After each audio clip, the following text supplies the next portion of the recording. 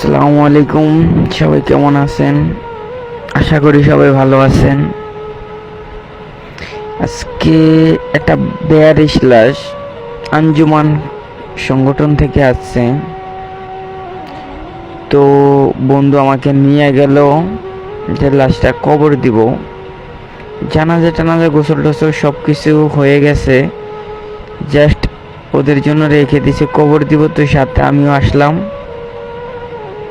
তো বন্ধু যাইতেছে, বন্ধুর আবার আরেকজন বন্ধু আসবো, ওরা দুইজনই কবর দিব, আর সাথে আমি আছি, তিনজন।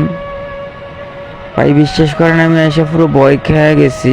এত ভয়ানক জায়গা, আপনারা দেখলেও ভয় পাবেন। জাস্ট মাগরিবের আজান দিতেছিল, সাথে শুধু ওই ছিল আর আমি ছিলাম। আর বন্ধু আরেকজন, সে এখনো আসে নাই, আমাদের বন্ধু, সে আসবে আরো আধা ঘন্টা পরে। আপনারা দেখেন, এই যে লাশটা রেখে গেছে, লাস্টে জায়গা রাখছে।